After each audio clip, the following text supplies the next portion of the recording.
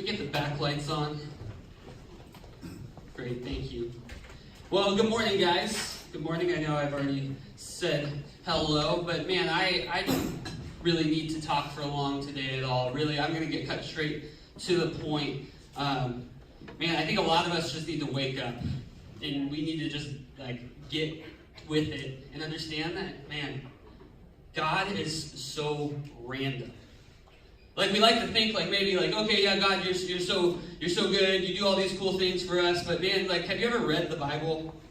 Have you actually sat down and read those words? Let's maybe go back to the Old Testament. Some of the things that are in there, that we like to think that, oh yeah, God's so great, He's so kind, He's so loving, whatnot. But let's look at, 2 Samuel, right? When's the last time you looked at 2 Samuel 6? 5 through 7. And David and all the house of Israel were celebrating before the Lord with songs and lyres and harps and tambourines and castanets and cymbals when they came to a threshing floor of Nacon.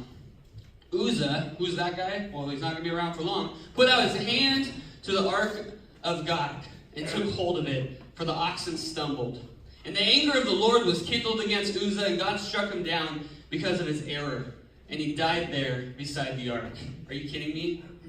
The loving God? Great. Exodus 32:28. And the sons of Levi did according to the word of Moses, and that day about 3,000 men of the people fell. Ooh, genocide. That sounds great. Let's look at this. Joshua 6:21. Then they devoted all in the city to destruction, both men and women, young and old, oxen, sheep, and donkeys with the edge of the sword. We're going to sing a song before this about God being with us. Okay. Acts 5, 1 through 11. I don't want to read it because we don't really have time. But you think, okay, maybe that's just Old Testament God. Like that guy who was he was angry, but now Jesus, he's cool. And he steps in the scene. And then Acts 5, 1 through 11, you see that Ananias and Sapphira are struck down because they lied. Are you kidding me? This God who's supposed to be near, that we want with us, He's just one who's just going to strike people down. He's happy one moment and angry the next. Guys, I'm here to tell you that God is just He's an alcoholic stepdad. That's really it. Sometimes He's going to be there, sometimes He's not. I'm sorry. Read the Bible and you'll see it. He's inconsistent, He's random. One day He cares and the next He doesn't. Man, I like to think that He's kind of like a police officer who's just when He's on duty, yeah, He's going to be watching out for you to see if you're going to mess up, just waiting for you to mess up. But when He's not on duty, is He really around? Does He really care? Probably not. Man, when we look at the Bible, all I can see is that this God seems really scary to me. And it's there's one of two options. Either He's not real or He's inconsistent. What the heck? What do you want it to be? Your choice. Take a pick. Do yourself a favor and stay as far away from this God as possible. Don't even touch Him with a 10-foot pole. Hope you guys are encouraged this morning. Thank you. Obviously, that wasn't real. All right, here we go. There's always I feel like there should be some dance music going on, dun dun dun dun. No music at time, but I'm sure. Please. That's how I get fired real fast. All right, so this morning we're continuing this series called Imposter, and we're looking at these imposter God or ideas of God that maybe we've heard in culture, or maybe even in the church, or maybe for a lot of us for this last one, we've heard things like that maybe at school or from family. Maybe we actually do have an uncle who thinks it's really stupid that we believe in God, and they're pull up these passages that you've never even heard of in the Bible, and you're whoa. I did not know that God killed Uzzah for touching something that he wasn't supposed to touch. And really, if you actually if you take all of those passages and you look at them and you start reading them in on their own, you start thinking well, actually maybe God is kind of random. It does seem like He's very loving when I read the Psalms and I read all about Jesus and maybe even some other parts of the Old Testament, but then there's other parts where it just seems like He's really angry, right? And it just seems so random and so out of place. Really, I want us to sit with today that God is not one who is random. God is not one who is random. He's actually one who is very, very intentional. And we're not actually going to go through all those passages. I believe that God is very intentional in everything that He's done. But if you have questions about those passages, I encourage you first go read them in their context. Read the whole thing. Don't just read 3 verses out of it. Read the whole book of Exodus before you just jump to Exodus 32, or just read the chapter of Exodus 32, what's going on there. But this other thing that I want us to do is to really sit with this entire idea of what God's doing throughout all of history, not just in these moments. So what do I mean by God being one who's intentional? What do I mean by that? Right here. Does anybody know who that is? Oh man, it's not replaying? That was dumb. Dang it. It was replaying earlier. It was a GIF. Maybe it's too slow. Oh well, that's Gandalf, right? How many of you guys have seen The Lord of the Rings? A good chunk of you? When Gandalf shows up, what's going on? Chaos, right? When Gandalf shows up, you're like, if you watch through it, you look back and you say, well, Gandalf shows up, something big's happening. Gandalf is supposed to be kind of like the guide throughout all of The Lord of the Rings. He's kind of the wise sage, literally. And so when he shows up, you know something's going on. So he might say, like, hey, I'm rolling into your Hobbitville. What's it called? Habitat for Hobbitus? Habitat for Hobbitus.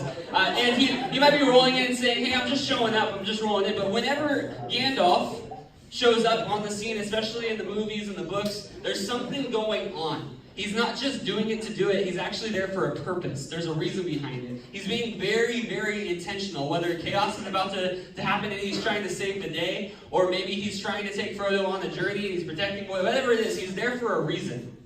In the same way, there's a pastor on our staff who is one of the most intentional guys I know with wanting to develop people. Pastor Trent, if you guys have met him, he is always up to something. Like, it's crazy to me. Whenever he's doing something, I just look at it and I'm like, what's going on in his brain? Something, for example, we have interns, obviously. You guys knew Zach and Emily and DJ. Like, we have interns, and they meet every Wednesday. And Trent has intentionally, every year, placed, like, dollar bills in the mailboxes of the interns. Why is he doing that? Why is he wants to give $1 away? No, it's because he wants to train them to go into their lockers, because there's going to be things that are important in them. The same way, he'll send emails very regularly to make sure that they're checking them, because he wants them to be aware when they're showing up to the meetings, not just kind of showing up blindly. And I remember thinking when I was an intern here, like, why does Trent do these weird things? Oh, he's being very intentional.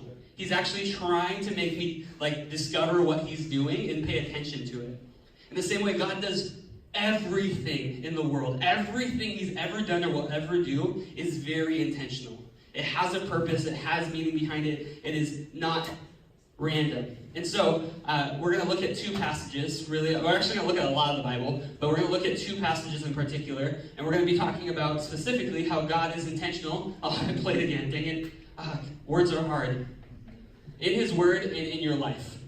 Those are the 2 things I want us to walk away, because really, I feel like I've been talking a lot about this week because of how much it's been on my heart. If we trust that God is intentional in his word and in our lives, if we actually believe that, our lives are going to look very, very, very different to the world.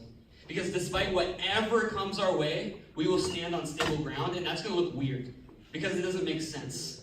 And so for us to be living a life like this, or just striving to live a life like this, is going to be hard.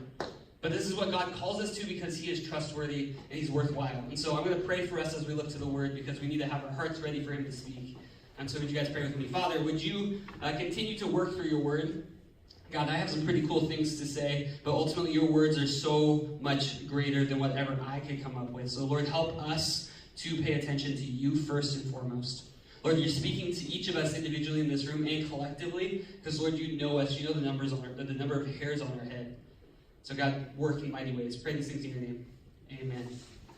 So this first passage we actually looked at on Wednesday. If you were here on Wednesday, we're looking at Luke 24, 26 to 27, which actually, can we get Bibles passed out? I know I keep doing this. I keep forgetting the Bibles. We'll get those passed out. But we can multitask, I believe. A lot of times, when we think of the New Testament, we think this is when Jesus shows up on the scene. He hasn't been around ever before. It's all of a sudden like, you hit year 4 BC, that's the year I believe that Jesus was born, 4 BC, and you snap your fingers, and all of a sudden that's when Jesus was there. When really, if you actually read throughout the whole New Testament, you see that Jesus is not just some random guy. He's actually someone with authority, because he is God. And so we see in Colossians 1, 15 through 16, talking about Jesus. He is the image of the invisible God, the firstborn of all creation. Get this in verse 16. For by him all things were created. This is talking about Jesus. By him all things were created in heaven and on earth, visible and invisible, whether thrones or dominions or rulers or authorities. And get this last part. All things were created through him and for him. So that means that Jesus has always been around. Whether or not he was like walking around with these long flowy hairs like that you see in pictures, whatever that is, he's always existed. The Trinity has always existed. God, 3 in 1. And we see that Jesus was there in Genesis 1. That he was a part of it. It's not just like he's kind of this afterthought that God comes up with after Genesis 3, after the fall, after sin steps in, that he was always there. And actually, if we look at Luke 24 like we did on Wednesday, we'll see that everything in the Bible points to him. That he's not just kind of like the highlight of the Bible, he is the whole meaning behind it. Like you need Jesus in order to fully understand what God was doing in the Old Testament. That everything he was doing in the Old Testament is pointing ahead to the future, and everything that happens in the New Testament after Jesus, he came, he lived, he died, he resurrected, all of that is pointing forward to the fact that he will come back one day. And so, hence, if we're missing Jesus when we go into the Old Testament, if we just kind of like open and flip over to, let's see, first one I get, to Job 20, and we are just trying to read Job 20 and be like, you know what, I'm just going to focus solely on what Job was saying in that moment and why it was said in that moment, we're going to miss a huge part of what the Bible's all about. It points ahead to Jesus and the need for Jesus.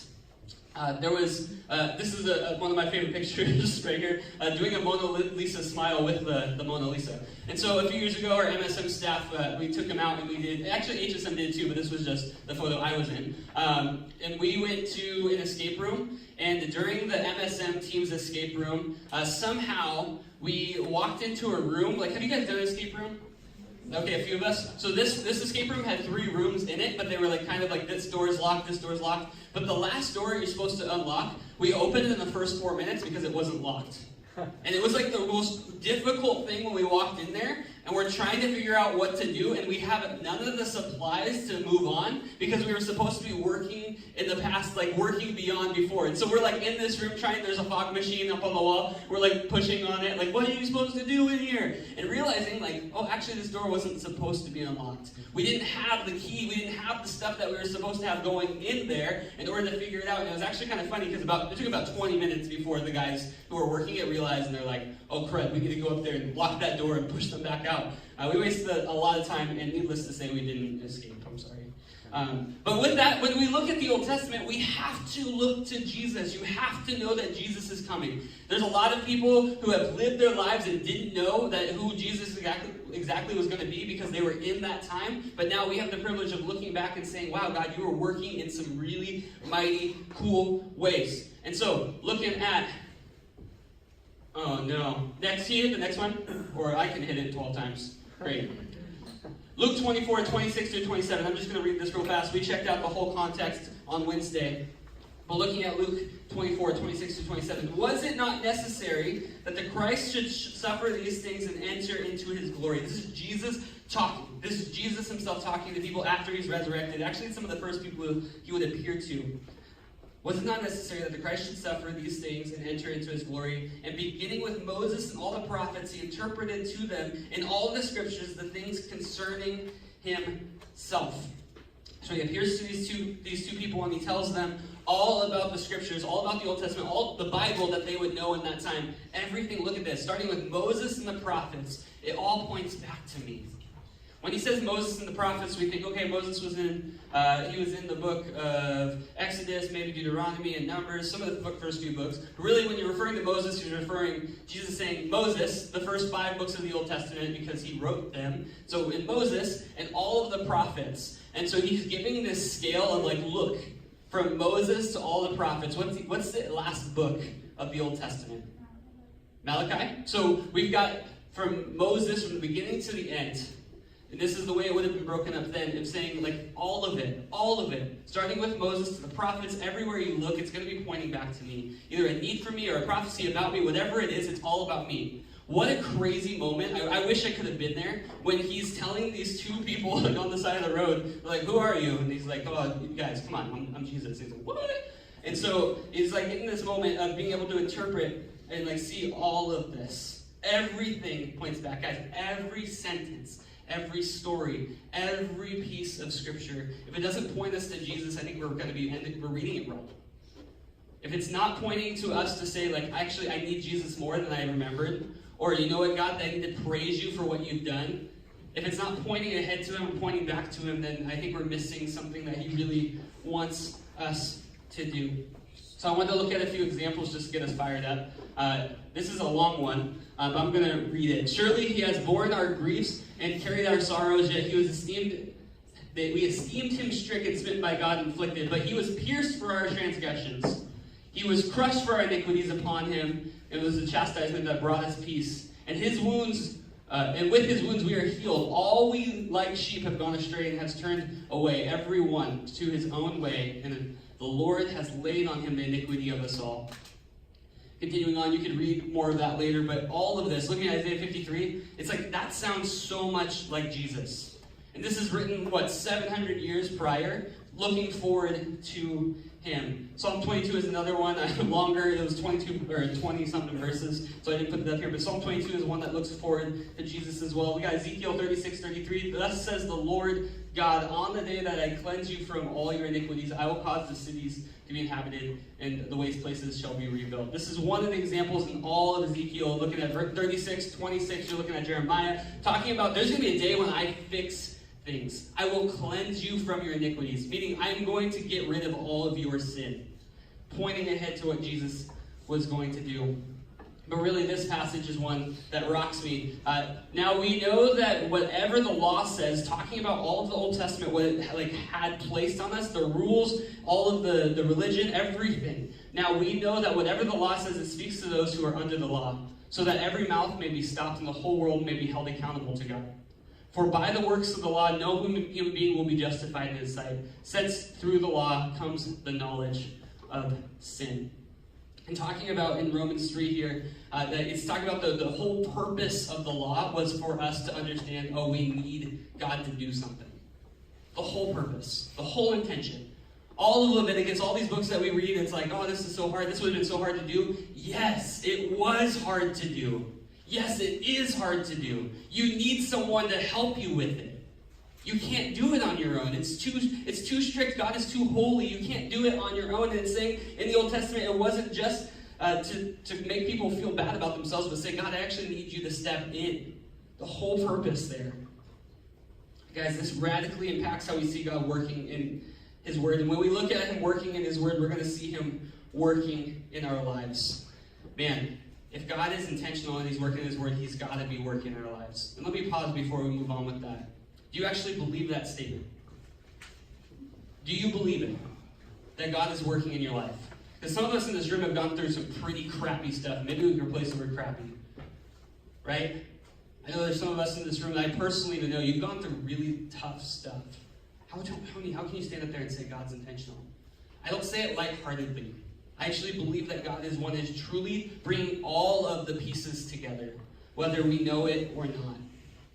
So looking at this guy Joseph, if you've ever read Genesis, or you maybe gone to, you grew up going to church as a kid, you probably heard the story of Joseph. If not, I would not have known this story in high school, and so I had to be taught it or read it myself for the first time. So Joseph is the great-grandson of Abraham. Abraham is the guy that God goes in Genesis 12 and says, hey, I'm going to bless the nations through you. Your people are going to be the people of Israel. And so this is his great-grandson, Joseph. And Joseph is born into a family where he has 11 older brothers. Sounds rough. Like, man, having 11 older brothers, especially in a culture that to be older was to have more authority. And so this guy, Joseph, he's just not at the top of his rank, but you know what? He's got a great grandpa who's awesome. He's got a grandpa who's awesome. He's got a great dad, and so his life ought to be pretty cool, right? And so he ends up having in this moment he has some dreams that tells him in these dreams like he's going to be ruling over his brothers, and he's like, wow, finally I have a moment where I get to hold something over my brothers' heads, right? We all look for that, and so he has this moment where he shares this dream with his brothers.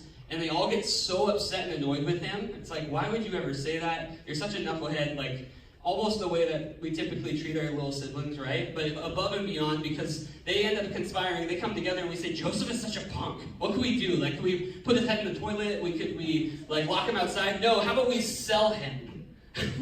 What a great idea. Hey, let's sell our brother. And so they end up selling their brother away to be a slave. What the heck? Man, I don't know if Joseph was really a bad guy or if his brothers are really bad guys, whatever it is. But they sell him away to be a slave, really. And so you see one of the favorite sons of his dad drops down slavery. Obviously, that's a really horrible. That's a really horrible start. And so he's sold into slavery. But in slavery, as he's alone in a new culture, he ends up rising into power, like in a way of being like this awesome slave. Which is just a crazy idea, where his household actually says, you know what, you're going to be like the top in command of all of my slaves, of all the people I look after. And so Joseph raises to power over years in this area where he becomes one of the most trusted people, to the point where all of a sudden he's being left alone with Potiphar, the guy who owns him, with Potiphar's wife. And Potiphar's wife is like, I see you, Joseph, and I like you, and I want you. And Joseph's like, whoa, I did not sign up for this. And so it ends up that she comes onto him and he runs away. She grabs his coat and tells Potiphar, look, he tried to attack me. He tried to abuse me. He tried to get with me. And now all of a sudden, you're a slave. What's going to happen? Are you going to believe your wife or your slave? You're going to believe your wife. And so he ends up getting imprisoned, thrown into prison. Man, he already had it rough, didn't he? So he goes from cool life, bad, kind of cool, you're a slave still, but you're doing well, to imprisonment. And he goes into prison. And man, at this point, I feel like I would just give up. It's like, man, I can't get anything right. I literally ran away from this chick, and I'm getting thrown in prison. And so he's in prison, and there, over years, he ends up getting this opportunity to interpret dreams, which I don't understand that, but interpret dreams of the Pharaoh, of the king of Egypt.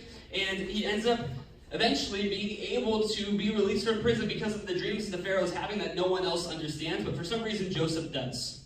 And so Joseph is removed from prison and is brought into command of Egypt with the king. Over time, he's not just a dream interpreter, he becomes a guy over years and years and years who is able to help make decisions for the Pharaoh. It's just nuts, guys. This guy had the most up and down life, which I'm guessing in between it, there was other highs and other lows that were going on. But with that, guess who shows up back in the scene? Joseph's brothers. There's this famine that's going on over in the area that his brothers are in, and they have to come and ask Egypt, hey, we need food because our families are going to starve. Our people are starving. And so they go over to Egypt and they ask for this food, and who do they encounter? They encounter Joseph, but they don't recognize him. He makes sure he keeps his distance because it's just this moment of it's been 20 years since I've seen you. Last thing you did to me was you sold me off, and now somehow I'm in this role that you would have never imagined. And so through that, Joseph probably is feeling a lot of conflicting emotions, as we can imagine. And so he ends up tricking his brothers. He ends up tricking them by placing something in one of their sacks as they're walking away with all this food to see what would happen, as if they were stealing something. And so brought them back and checked out all their bags, found out that somebody had stolen something and had to keep him there to imprison him. And then one of the other brothers steps up and says, no, what? Actually, don't take him, take me. And there's this moment where Joseph is looking at his brother care for his other brother and just starts weeping because he sees, actually, no, my brothers aren't just full of hate, they actually care for each other, and it seems like they actually regret what they have done. And it's this great little moment where he tells them, you know what, it's me, it's your brother, it's Joseph. He's like, all of those things that happened, man, it was for a purpose. So all this, going to Genesis 45, all that just happened. Joseph's life is nuts. And he says this, then Joseph could not make control of himself, all those who stood by him. Let me try that again. Then Joseph could not take control of himself before all those who stood by him. He cried, make everyone go out from me. So no one stayed with him, and then Joseph made himself known to his brothers. And he wept aloud, so the Egyptians heard it, and the household of Pharaoh heard it. And Joseph said to his brothers, I am Joseph. Is my father still alive?" But his brothers could not answer him, for they were dismayed at his presence, obviously. So Joseph said to his brothers, "Come near to me, please." And they came near, and he said, "I am your brother Joseph, with whom you sold to Egypt. And now do not be distrayed or angry with yourselves, because you sold me here, for God sent me before you to preserve life. For the famine has been in the land for 2 years, and there are 5 years in which there will be neither plowing nor harvest. And God sent me before you to preserve you as a remnant on the earth, to keep you alive as many survivors. So it was not you who sent me here, but God. He has made me a father to Pharaoh, and Lord of all of his house, and ruler of the land of Egypt." So we see in this passage, in Genesis 45, Joseph makes this claim, "You know what? You guys, you think you sent me to, you like ruined my life, but God used it. You think you sent me and sold me off and did this, but God was the one who was working in all of it. God was the one who followed me through and brought me into slavery, to bring me up into overseeing Potiphar's household, to back to prison, being released from prison, and looking over all of Egypt, being second in command." The guy who went through all of it is looking back on his life and telling his brothers, like, actually, you can't take all of the responsibility for this. God was in control of all of it. It's this moment that just kind of baffles me, that he can say that. A guy who's like really had a sucky life. But really, when we look at the New Testament, we get this verse that, man, I think we all need to tattoo it on our hearts, not on our feet. And we know that in all things, God works for the good of those who love him, who've been called according to his purpose. Guys, there is absolutely nothing that will ever be wasted in your life.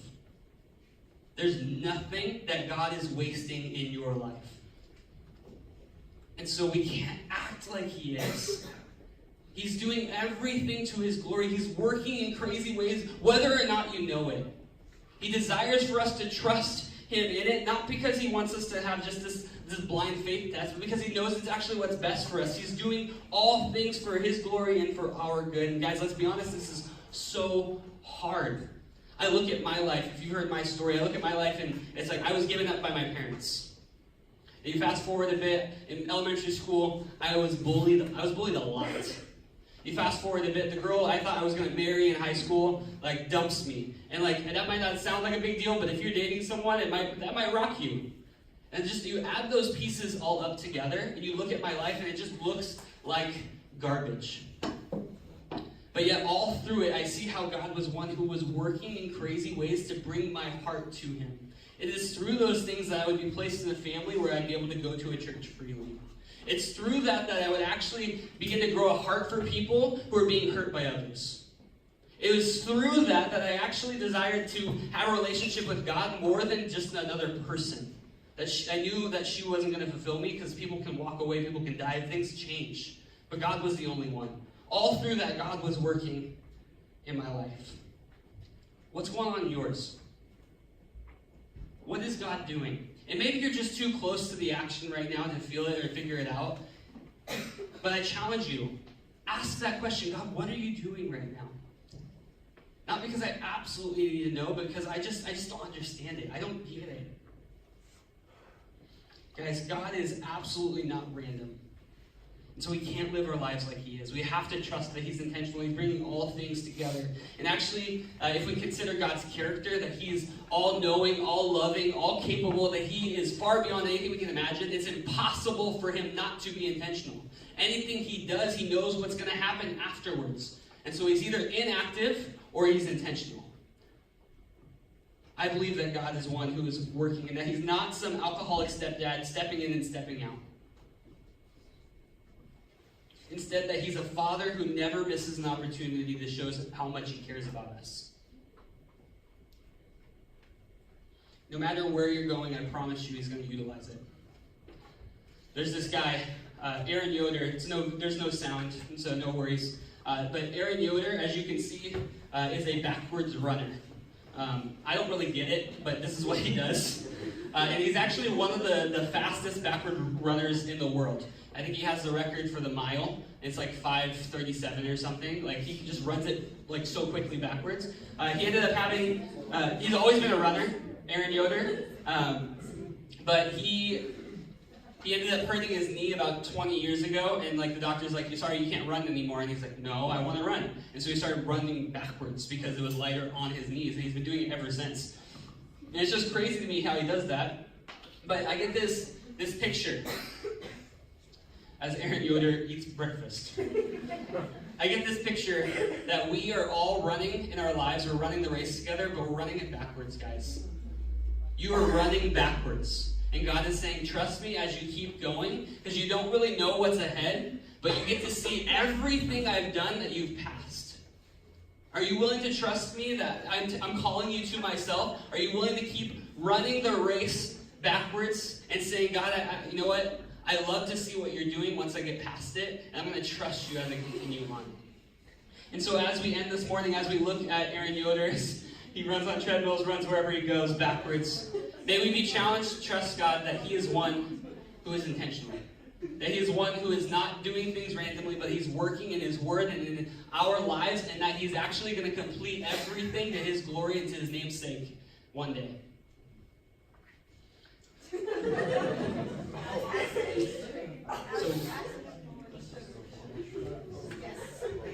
Aaron Yoder, cool guy, look him up. Hey, with that, I'm going to pray for us. I'm going to invite up the worship band as we close out. Father, I ask that, Lord, that you would place on our hearts the things that maybe are keeping us from you. God, it's easy for me to stand up here and talk about the things that you've done, Lord, because I've sat with you and I've had to walk through these things countless times. Lord, I ask that you'd place that same desire on everyone in this room. Lord, we would not put things in a box and leave it to the side of the room and never open it and never look at it because we're uncomfortable with it. But Lord, may we go before you and ask you to work in our hearts. God, whatever's happening even today, or good or bad, may you help remind us that you are working. Lord, that you're desiring to make us look more like you and to trust you more, and that you are good and worthy King.